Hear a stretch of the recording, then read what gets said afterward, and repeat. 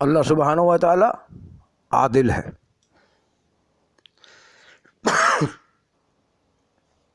اللہ سبحانہ و تعالی عادل ہے، وہ اپنے بندوں پر ظلم نہیں کرتا.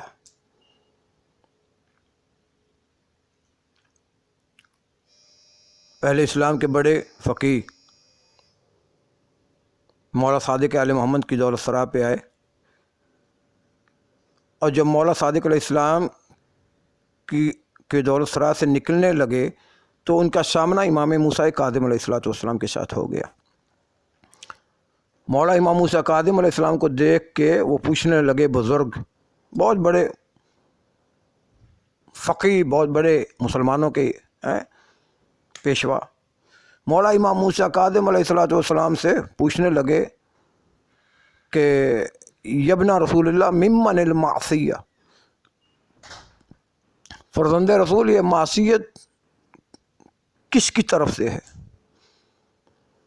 یہ جو لوگ گناہ کرتے ہیں، ہم گناہ کرتے ہیں، کوئی ہم برائی کرتے ہیں، نافرمانی کرتے ہیں، تو اس میں یہ ہماری اپنی طرف سے ہے یا اس میں کوئی اللہ کا بھی حصہ ہے؟ یہ سب ہماری اپنی طرف سے ہیں یا اس میں کوئی اللہ کا بھی حصہ ہے؟ تو مولا امام موسیٰ کاظم علیہ السلام آقا و مولا جواب میں ارشاد فرماتے ہیں، لا تخلو من ثلاثہ، 3 باتوں سے خالی نہیں ہے بات. ایک بات ضرور ہے، 3 باتوں سے ایک بات ضرور ہے. مولا فرماتے ہیں اما ان تکون المعصیہ من اللہ ولیست منہ فلا ينبغي للکریم ان یظلم عبدہ بما لم یکتسبہ. مولا فرماتے ہیں کہ یا تو بندے سے جو نافرمانی ہو رہی ہیں، بندے سے جو نافرمانی، برائی، معصیت صادر ہوتی ہے، یہ سب اللہ کی طرف سے ہے اور اس میں بندے کا کوئی حصہ نہیں. مولا فرماتے ہیں اگر یہ بات ہے فلا ينبغي للکریم، تو پھر ایک کریم کے لیے جائز نہیں ہے ان یظلم عبدہ کہ وہ اپنے بندے پر زیادتی کرے، اپنے بندے کو پھر اپنے بندے پر زیادتی کرے بما لم یکتسب ہو، کہ جس ایسی سزا بندے کو دے کہ جو وہ گناہ بندے نے کیا ہی نہیں ہے. ایک بندے نے وہ گناہ کیا ہی نہیں ہے اور وہ اس کا فاعل بھی اللہ ہے، تو پھر اللہ کے لیے، ایک کریم رب کے لیے یہ جائز نہیں ہے کہ جو گناہ بندے نے نہیں کیا اس کی سزا بندے کو دی جائے. تو لہذا یہ بات بھی باطل ہے اور غلط ہے کہ معصیت میں کوئی خدا کا حصہ ہو، نہیں، یہ بات بھی غلط ہے. دوسری بات مولا فرماتے ہیں اما ان تکون من اللہ ومن العبد فلا ينبغي للشریک القوی ان یظلم الشریک الضعیف. مولا فرماتے ہیں دوسری بات یہ ہے کہ جو بندے سے گناہ یا نافرمانی، معصیت صادر ہوتی ہے، اس میں کیا ہے؟ بندہ بھی شریک ہے اور اللہ سبحانہ و تعالیٰ کی ذات بھی شریک ہے. تو مولا فرماتے ہیں لا ينبغي، اگر یہ بات ہے لا ينبغي للشریک القوی ان یظلم الشریک الضعیف، تو پھر کیا ہے؟ اب چونکہ اس میں اللہ بھی شریک ہے اور بندہ بھی شریک ہے، اللہ کیا ہے؟ طاقتور ہے، اور بندہ کیا ہے؟ کمزور ہے. تو پھر اللہ طاقتور ہے تو طاقتور کے لیے جائز نہیں ہے کہ وہ ایک کمزور پر زیادتی کرے. اللہ کیا ہے؟ اللہ طاقتور ہے. جب اللہ بھی اس میں شریک ہے، بندہ بھی شریک ہے، بندہ کمزور، اللہ طاقتور، تو اللہ طاقتور ہے تو اس کے لیے پھر جائز نہیں ہے کہ وہ ایک کمزور پر زیادتی کرے.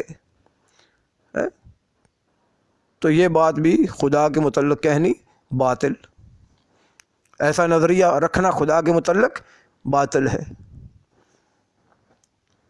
یہ غالباً یہ عقائد کن کے ہیں؟ یہ عقائد ان کے ہیں کہ جو کہتے ہیں کہ جو جبر کے قائل ہیں، جو کیا ہے؟ جبر کے قائل ہیں. تو لہذا جبر کے جو قائل ہیں، جبر کے نظریات، یہ سب کیا ہے؟ باطل ہیں. کہ جو کہتے ہیں کہ انسان اپنے افعال میں مجبور ہے، اس کا کوئی حصہ نہیں اس میں. لیکن معصومین علیہ الصلوۃ والسلام نے اہل بیت علیہ الصلوۃ والسلام کے مذہب نے اہل بیت کے مذہب نے بتایا ہے کہ جبر کا عقیدہ یا جبر کا نظریہ رکھنا باطل ہے. اب تیسری شک مولا امام موسیٰ کاظم علیہ الصلوۃ والسلام فرماتے ہیں، تیسری بات یہ ہے وَأَن تَكُونَ مِنَ الْعَبْدِ وَهِيَ مِنْهُ. تیسری بات یہ ہے کہ جو بندے سے گناہ ہوتا ہے، جو بندہ گناہ کرتا ہے، نافرمانی معصیت کرتا ہے، وہ اسی کی طرف سے ہے، وَهِيَ مِنْهُ، اور اسی سے ہی ہے. اور یہی بات درست ہے. اللہ سبحانہ و تعالیٰ کا اس میں کوئی حصہ نہیں. بھائی اللہ سبحانہ و تعالیٰ نے تو برائیوں سے منع کیا ہے. کوئی ایسی برائی نہیں ہے جس سے اللہ نے منع نہیں فرمایا.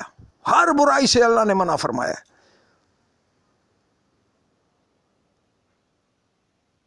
اور اللہ سبحانہ و تعالیٰ نے ایک مقام پہ ارشاد فرمایا جو لوگ بے ایمان ہیں ان کے متعلق، فرمایا اِنَّا جَعَلْنَا الشَّيَاطِينَ أَوْلِيَاءَ لِلَّذِينَ لَا يُؤْمِنُونَ. ہم نے شیاطین کو اولیاء بنا دیا، دوست بنا دیا. کن کے؟ ساتھی بنا دیا. کن کے؟ ان لوگوں کے ساتھی بنا دیا جو لوگ بے ایمان ہیں، جو لا ایمان ہے، جو لا ایمان ہے، بے ایمان ہے، جن کے پاس ایمان نہیں ہے. اللہ فرماتا ہے ہم نے شیطانوں کو ان کا ساتھی بنا دیا ہے. وَإِذَا فَعَلُوا فَاحِشَةً قَالُوا وَجَدْنَا عَلَيْهَا آبَاءَنَا وَاللَّهُ أَمَرَنَا بِهَا. جب وہ کوئی برائی کرتے ہیں تو کہتے ہیں یہ تو وہ برائی ہے، صرف ہم ہی تو نہیں کر رہے، یہ تو وہ برائی جو ہمارے باپ دادا بھی کیا کرتے تھے. وَاللَّهُ أَمَرَنَا بِهَا. اور یہ جو برائیاں ہم کر رہے ہیں اللہ نے ہمیں یہ حکم دیا ہوا ہے. اللہ نے ہمیں یہ حکم دیا ہے. سورہ اعراف کے اندر یہ آیت ہے، غالباً سورہ اعراف کے اندر اللہ نے ہمیں حکم دیا ہے. تو اللہ نے اپنے نبی سے فرمایا قل ان اللہ لا یأمر بالفحشاء. میرے نبی، میرے حبیب، ان سے کہہ دیں کہ اللہ برائیاں کرنے کا حکم نہیں دیتا. اللہ نہیں حکم تمہیں دیتا کہ تم برے کام کرو. اللہ تو تمہیں برے کاموں سے، برائیوں سے تمہیں منع فرماتا ہے.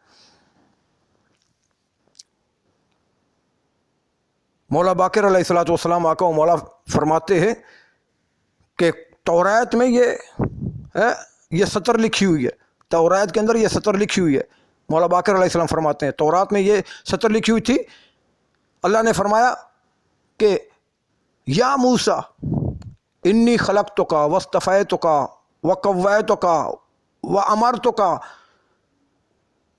بطاعتی ونہیتک عن معصیتی فإن أطعتني أعنتك على طاعتي وإن عصيتني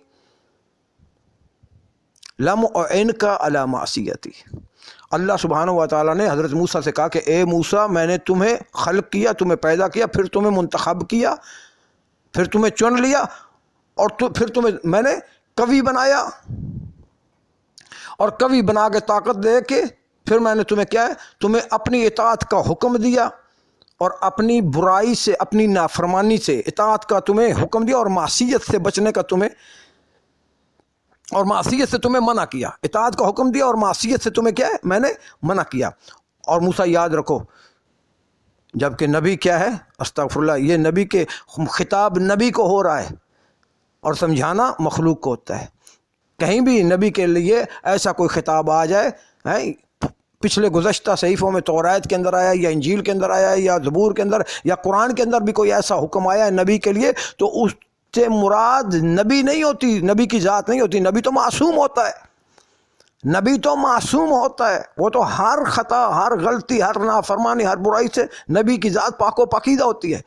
اس سے مخلوق کو سمجھانا مقصود ہوتا ہے، بندوں کو سمجھانا مقصود ہوتا ہے، مخلوقات کو سمجھانا مقصود ہوتا ہے، مخلوق کو پیغام دینا مقصود ہوتا ہے. وہ نبی کے ساتھ مختص نہیں، وہ ہمارے ساتھ ہمیں سمجھانا ہوتا ہے. تو اللہ سبحانہ و تعالیٰ نے فرمایا کہ اے موسیٰ ہم نے تمہیں پیدا کیا، ہم نے تمہیں چنا، ہم نے تمہیں قوی فرمایا، طاقتور بنا، اور پھر تمہیں حکم دیا اپنی اطاعت کا، اور تمہیں منع کیا معصیت سے، معصیت سے، نافرمانیوں سے تمہیں کیا ہم نے منع کیا. فَإِنْ أَطَعْتَنِي أَعَنْتُكَ عَلَىٰ طَاعَتِي. موسیٰ اگر تم میری اطاعت میں رہو گے، میری اطاعت کرتے رہو گے، تو یاد رکھو میں تمہاری اطاعت پہ مدد کرتا رہوں گا، میں تمہاری اطاعت پہ کیا ہے، مدد کرتا رہوں گا. وَإِنْ عَصَيْتَنِي لَمْ أُعِنْكَ. اور موسیٰ اگر تم نے میری کہیں معصیت کی، نافرمانی کی، تو پھر یاد رکھو لم او ان کا اللہ معصیتی، پھر میں معصیت پر، نافرمانیوں میں تمہاری مدد بالکل نہیں کروں گا، بالکل مدد نہیں کروں گا۔ تو اللہ سبحانہ و تعالی جتنی بھی حسنات ہیں، مالک فرماتا ہے یہ میری طرف سے ہیں۔ ما اصابک حسنۃ، ما اصابک من حسنۃ فمن اللہ وما اصابک من سیئۃ فمن نفسک، جتنی حسنات ہیں اللہ فرماتا ہے تمہیں ملے یہ میری طرف سے ہیں، اور جو سب کی سب برائیاں ہیں وہ تمہاری اپنی طرف سے ہیں۔ تو پروردگار عالم اللہ سبحانہ و تعالی حضرت موسیٰ سے فرماتے ہیں موسیٰ میری معصیت کرو گے، نافرمانی، تو کیا ہے میں تمہاری مدد اس پہ نہیں کروں گا۔ وَلِيَ الْمِنَّةُ عَلَيْكَ فِي طَاعَتِكَ، موسیٰ جو تم اطاعت میری کر رہے ہو، میری اطاعت کرتے ہو، اس میں میرے احسان ہے تم پر، میرا احسان ہے تم پر کہ تم میری اطاعت کر رہے ہو، یہ میرا احسان ہے تم پر۔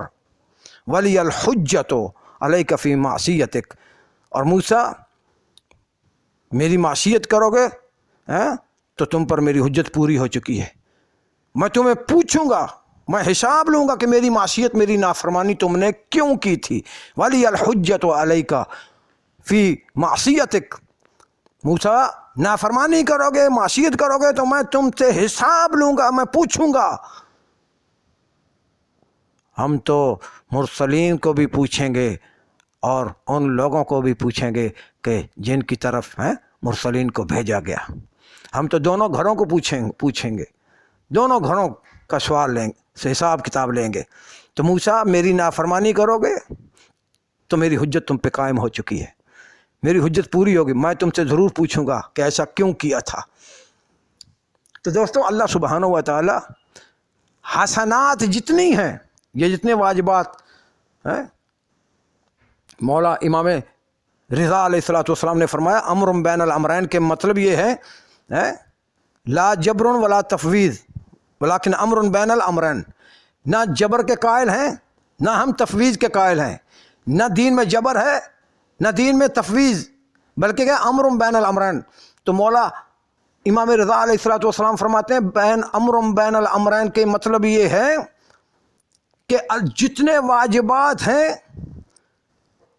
واجبات ہیں ان کو بجا لانا تم پہ فرض ہے۔ اللہ نے جتنے واجب فرض کیے ہیں، جتنے فرائض ہیں جن کا اللہ نے حکم دیا ان کو بجا لو، اور جتنی برائیاں ہیں جن سے اللہ نے روکا ہے، جن میں معصیت ہے، برائیاں ہیں جن سے پروردگار نے تمہیں منع فرمایا ہے، ان سے روکے رہو، ان کے قریب نہ جاؤ، ان سے دور رہو۔ تو جتنے واجبات ہیں یہ اللہ کی طرف سے کیا ہیں؟